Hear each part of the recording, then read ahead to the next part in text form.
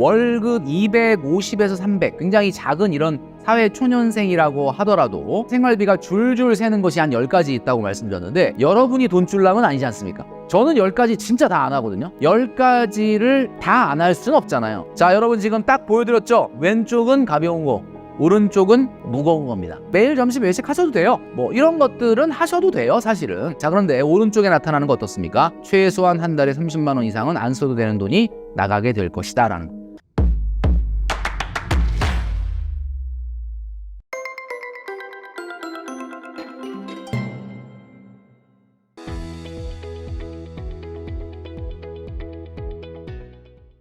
네, 여러분 안녕하십니까? 돈으로 혼쭐 내는 남자 누구겠습니까? 바로 돈줄남 김경필입니다. 오늘 이 시간에는 월급 250에서 300 굉장히 작은 이런 사회초년생이라고 하더라도 정말 생활비가 줄줄 새는 것이 한 10가지 있다고 말씀드렸는데 그 10가지를 어떻게 하면 좀 막을까라고 생각을 하다가 모든 것들을 다 하지 않을 수는 없지 않습니까? 그래서 어떤 것을 선택하고 어떤 것을 포기해야 될지 그 안배에 대해서 돈줄남이 명확하게 말씀드릴 테니까요. 영상 끝까지 시청해 주시면 좋겠습니다.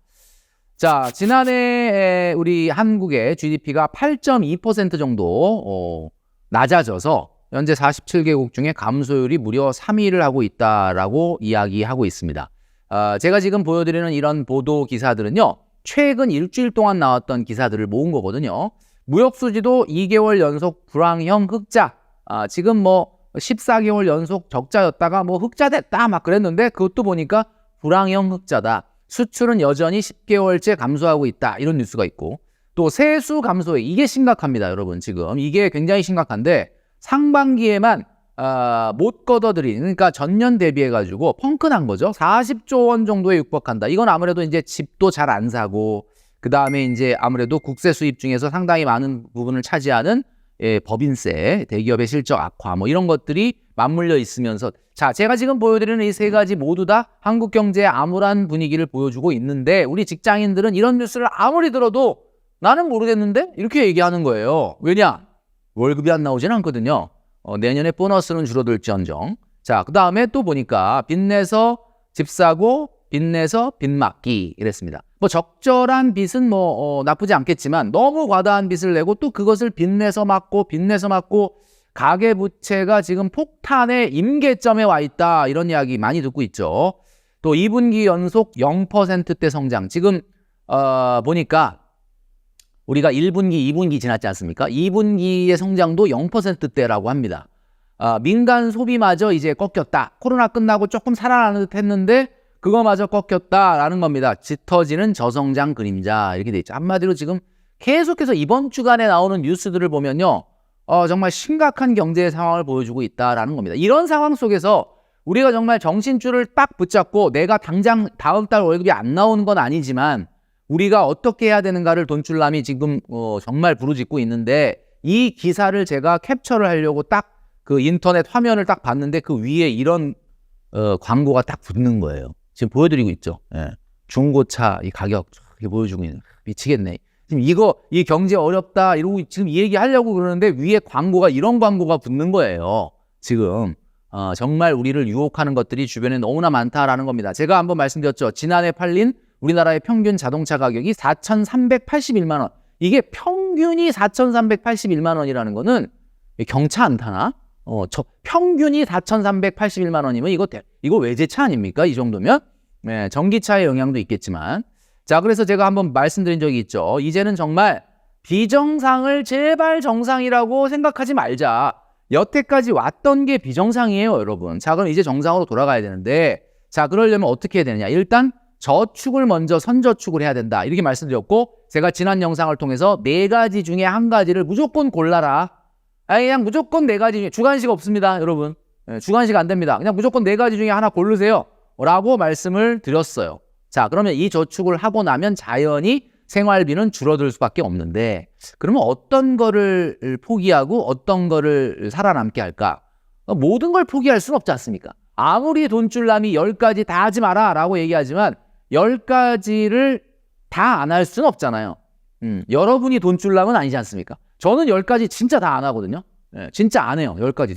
근데 여러분은 10가지 다 안 할 수 없기 때문에 여러분들은 어떤 거를 선택하고 어떤 거를 버려야 할지 그 부분에 대해서 이야기 드리도록 하겠다라는 겁니다. 자, 선저축을 먼저 실천을 해서 어찌됐건 1억 모으기를 달성을 하려고 하면은 250에서 300만 원 정도인 좀 상대적으로 좀 낮은 소득인 분들 같은 경우는 119만 원 정도 말고는 더 이상 하기는 좀 어렵지 않을까. 아까 말씀드렸던 것처럼 119만 원이 우리 사지선다 4가지 중에서 맨 마지막 번이었는데 그래도 한 120만 원을 저축한다 그러면은 어떻게 돼요? 300만 원 버는 분은 180, 250만 원 버는 분은 한 120, 30만 원만 갖고 생활을 해야 되는데 야, 이게 과연 가능하냐? 자, 그래서 선저축을 실천하고 나서 여러분들이 누울 자리를 치워버리고 나면 누울 자리를 치워버리면 어떻게 됩니까? 발을 뻗을 수 있다 없다? 발을 뻗을 수가 없는 거지. 발을 뻗을 수 없으면 어떻게 돼요? 쥐가 납니다. 쥐가. 그러니까 쥐가 나잖아요. 그럼 쥐가 나면은 가끔 이 다리도 좀 주물러 주고 해야 되니까 제가 아까 말씀드렸던 것처럼 10가지 중에서 10가지를 다 버려라 라고 말씀드리는 게 아니라 여러분 스마트하게 어떤 걸 줄일 것인지를 지금부터 선택을 해보자. 양손에 떡을 쥘 수 없다라는 외국 속담이 있습니다. 이게 무슨 뜻이냐? 양손에 떡을 쥘 수 없다. 이게 무슨 얘기예요? 하나는 포기해야 된다는 거예요. 여러분 아시겠죠? 우리가 투자에서도 리스크 리턴 트레이드 오프라는 게 있잖아요. 리스크를 내가 리턴을 좀 가지려면 리스크가 없는 거는 포기해야 되는 거지. 그죠? 한마디로 모든 걸 가질 수가 없는 거예요. 그래서 이때 나타나는 경제 용어가 바로 우선순위라는 겁니다. 우선순위. 여러분 우선순위. 우선순위가 그만큼 중요하다라는 거죠. 자, 그럼 지금부터 250만 원을 버는데 현재 지금 70만 원 정도 저축을 해. 그럼 얼마 더 해야 되는 거예요? 119만 원까지 얼마 부족한 거예요?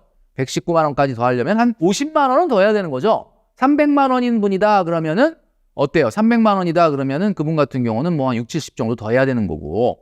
자, 그러면 제가 색깔로 지금 나눠놨죠. 여러분 보시는 화면에 왼쪽과 오른쪽이 있는데 왼쪽은 약간 이 색깔을 뭐라고 하죠? 예, 이 색깔이 민트색? 예, 약간 요런 색깔이고 한쪽은 약간 붉은빛이 나는 색깔인데 왼쪽에 나타나는 항목은 사실은 조금 가벼운 겁니다. 가벼운 거. 그리고 오른쪽에 나타나는 게 좀 무거운 거거든요. 자, 보시면 매일 점심 외식하면 안 된다 그랬죠? 가벼운 거예요. 뭐 매일 점심 외식하셔도 돼요. 매일 점심 외식 안 하고 한 일주일에 2번만 외식하고 나머지는 구내식당에서 해결한다. 그러면 좋겠는데 매일같이 외식을 하면은 한 주간에 2만 원씩 더 들기 때문에 한 달로 하면 8만 원 정도가 더 듭니다. 8만 원 정도 절약하는 게 좋지 않겠냐라는 얘기인데 뭐 이거 해도 되고 안 해도 되고. 자, 그 다음에 9번은 뭐냐면 습관처럼 타는 택시입니다.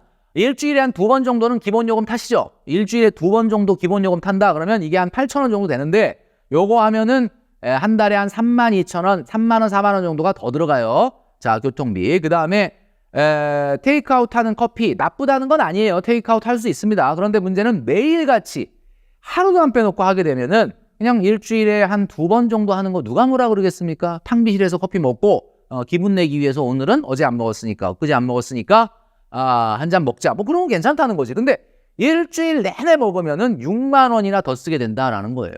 자, 그 다음에 7번째는 뭐냐? 무분별한 이벤트 자금. 제가 말씀드렸죠. 국룰로 이야기한 엄마 생일, 아빠 생일, 어버이날, 뭐 자녀가 있는 분들은 자녀 생일, 아니면 뭐 애인 생일, 또는 뭐 베프 생일, 그 다음에 뭐 기념일, 뭐 요런 정도 말고 그냥 친구 생일날 그냥 5만 원씩 3만 원씩 이렇게 떡떡 선물하는 거. 이거는 제가 봤을 때 그분한테 못 받을 가능성도 있거든요. 그러니까 여러분 하지 마시고 이걸 이제 절약을 한다 그러면 한 5만 원 정도 절감되는 거고요. 계절마다 신상 구입. 계절이라는 게 우리나라가 4계절 아니겠습니까? 그러니까 한 3개월에 한 번씩 계절이 바뀐다고 봤을 때 한 번에 20만 원씩 신상을 구입한다 그러면 한 달에 6만 원 정도를 이 행동을 안 하면 절감될 수 있다. 이런 이야기입니다. 여러분. 자, 그러면 자, 왼쪽에 나타난 거는 제가 가벼운 거라고 그랬습니까? 무거운 거라고 그랬습니까? 가벼운 거죠. 그러니까 요거는 어떻게 택시도 그렇게 안 타냐? 어떻게 그렇게 커피를 좀 매일같이 안 먹냐? 뭐 이런 것들은 하셔도 돼요, 사실은. 이거 뭐 솔직히 제가 절약해보자라고 말씀을 드렸지만 뭐 이거 한다고 제가 이거 진짜 정신 못 차리네 이런 얘기 안 하거든요. 자, 그러니까 이거는 해도 된다는 거예요. 자, 그런데 오른쪽에 나타나는 거 어떻습니까? 본인의 소득의 15%가 넘는 문화 레저비. 내 월급이 633만 원이 안 되는데 골프를 친다든지 뭐 이런 거 얘기하는 거예요. 전에 말씀드렸던 것처럼 자, 그런데 내가 이 5%만 초과하더라도 15만 원이 그냥 날아가는 겁니다. 여러분, 내 소득의 15% 이상 운동, 취미 활동, 문화 레저비에 쓰시면 안 된다 그랬잖아요. 5%만 초과해도 15만 원이 그냥 후딱 날아가는 거예요. 그 다음에 25% 이상 되는 식생활비. 예, 월급 300만 원인 사람이 25% 이내로 써라라고 얘기했는데 5%만 초과해도 그냥 15만 원이 그냥 나가는 겁니다. 뭐 마트 가는 비용, 외식하는 비용, 배달시키는 비용. 최근에 배달이 상당히 굉장히 어렵다고 합니다. 많은 분들이 배달보다는 마트에 가서 장 봐서 음식을 해 먹거나 아니면 직접 바깥에 나가서 드시는 것 같은데 배달 같은 경우가 코로나 때 굉장히 정점을 찍고 지금 어렵다고 하는데 이참에 여러분들 배달 뭐 더운데 나가기 귀찮으니까 시킬 수도 있겠지만 한번 다시 생각해 봐야 된다. 자, 세 번째는 말이죠.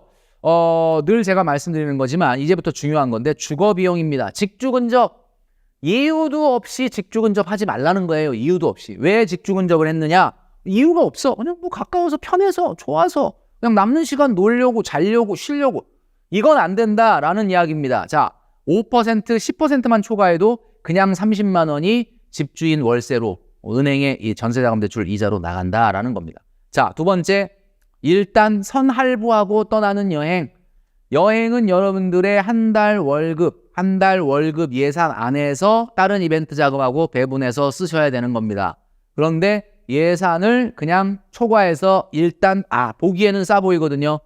베트남 35만 원 괜찮네. 그리고 긁고 갔다 오면 35만 원만 씁니까? 네, 그게 아니거든요. 자, 이렇게 되면 예산 초과하게 되면 한 달에 30만 원씩 또 더 쓰게 될 수도 있고. 자, 가장 대망의 문제가 되는 거 차량 구입입니다. 자, 250, 300이면 제가 뭐라고 그랬죠? 차량을 사면 안 된다. BMW를 실천해야 되는데 차를 사게 되면은 최소한 한 달에 30만 원 이상은 안 써도 되는 돈이 나가게 될 것이다 라는 거. 자, 여러분 지금 딱 보여드렸죠? 왼쪽은 가벼운 거, 오른쪽은 무거운 겁니다. 자, 이 10가지 중에 10가지 다 하지 말라는 게 아니에요. 자, 어떤 거 안 하고 어떤 거 할 겁니까? 여러분? 자, 잘 보시면 여러분 일단 이 1번, 2번을 안 하잖아요. 자, 250, 300을 버는데 1번, 2번을 안 한다 라고 하면 일단 이거는 할 수 있습니다. 자, 제가 지금 보여드렸죠. 자, 잘 보세요. 예. 요 1번, 2번은 안 한다. 나 250, 300인데 무슨 차야? 나 그냥 대중교통만 타. 절대 차 안 사. 그리고 난 절대로 할부 먼저 긁고 여행 안 가. 이것만 철두철미하게 지켜도 자, 뭐 할 수 있다? 6번, 7번, 8번, 9번, 10번 다 할 수 있다 이거예요. 이거 할 수 있다 이거죠. 이거 하면서 생활할 수 있다라는 겁니다. 자, 그리고도 저축을 할 수 있어요. 여러분, 저축을 할 수 있어요. 자, 그리고 만약에 반대로 자, 이렇게 한번 생각해 보겠습니다. 자, 1번, 2번, 3번을 안 한다. 한번 생각해 보겠습니다. 1번, 2번 뿐만이 아니라 1번, 2번, 3번 안 해. 나 250, 300이기 때문에 월급이 차도 절대 안 사고 절대로 미리 계획해서 모아놓은 돈 아니면 여행 절대 안 가고 그 다음에 절대로 내 월급의 15% 이상 소비되는 주거 비용으로 안 쓴다 라고 한다면 여러분 어떻게 보냐면 이거 다 할 수 있습니다. 네, 이거 다 할 수 있어요. 네, 그렇기 때문에 제가 지금 보여드리고 있는 거 앞서부터 보여드리고 있는 거 있죠. 예, 요거 중에서 여러분 어떤 거를 하고 어떤 거를 안 할지는 이 10가지를 여러분 딱 바닥에 책상에 놓으시고 그리고 나서 생각을 하셔야 된다라는 겁니다. 그러면 자, 이걸 왜 해야 되느냐? 지금 우리가 선저축으로 1억 만들기 저축을 실시를 했기 때문에 실천을 하고 있기 때문에 이걸 안 했다가는 1억 만들기 저축은 유지될 수가 없는 거 아니겠습니까? 자, 그래서 여러분 가장 중요한 것은 이 10가지 중에 여러분들이 안배를 하는 거 제가 좀 전에 말씀드렸죠? 우선순위를 가리는 것이 가장 중요한 경제적 결정이다라는 이야기입니다. 자, 제가 지금 보여드리고 있는 대로 자, 그래서 오늘의 돈줄 한마디 잃는 게 있어야 얻는 게 있고 비우는 게 있어야 미래가 있다.